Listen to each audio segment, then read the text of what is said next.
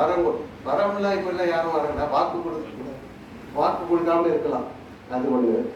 So இதெல்லாம் இவ்வளோ இன்னும் ஒரு கரெக்டாக ஆகிடுச்சா சார்? கொஞ்சம் ஒரு ஒரு ஒரு 1 or 2 seconds பேசு. கடைசியாக ஒன்று சொல்லிக்கிறேன். நம்ம கோபம் வராதபடி பார்த்துக்கணும்னா, இப்போ இந்த இளைஞர்களுடைய இது என்ன சொல்றது, திரையில மில்லுற ஒரு ஆள் சொல்லியிருக்காரு, உங்களுக்கு தெரியுமா? அவருக்கு ஏதோ ஒன்று. ஆனால் அவன் வந்து இப்போ ஒரு மாதிரி பேசுகிறாரு தவிர, அவர் முதல்ல சொன்னது ஒரு 3 இது சொன்னார். யாருக்காவது தெரியுங்களா?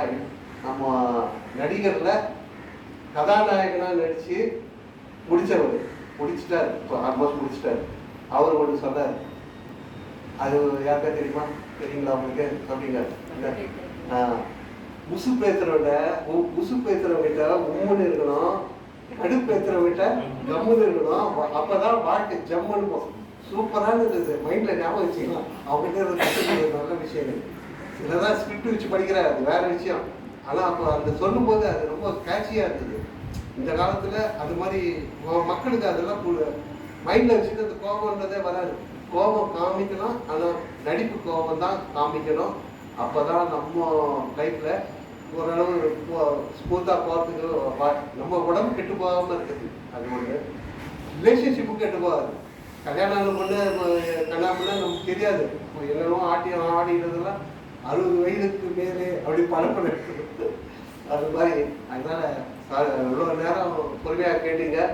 ஐயா வந்து அவர் பொறுமையின் சின்னமாகுது.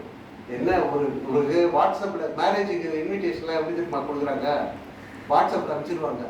அவங்க ஃபோன் பண்ணி கூட சொல்ல மாட்டாங்க, என்ன இங்கே இந்த நாளில் வச்சுருக்கோம் வாங்கன்னு கொடுத்தோம். ஐயா பார்த்தாங்கன்னா தீப பயிற்சிக்கு நீ வந்து 300 பேருக்கு ஃபோன் அடிக்கிறாரு. எனக்கு ஆச்சரியப்படுவேன், எப்படி இது இவ்வளோ பொறுமை, இவ்வளோ அது டெடிகேஷன். இது மக்கள்லாம் வரணும், எல்லாரும். எனக்கு கூட சொல்லிடுறேன், நான் வேற வேலையில் ரொம்ப அவருக்கு தெரியும், இனிமேல் வரணும்னு சொல்லிட்டாரு. மாதத்தில் 1 நாள் தான் நீ வரணும் அப்படின்னு. வரேன் சார், கண்டிப்பாக வரேன் அப்படின்னு. ஸோ அவருக்கு இதான் நன்றி முதல்ல சொல்லணும். Thank you very much. வாழ்க வளமுடன்.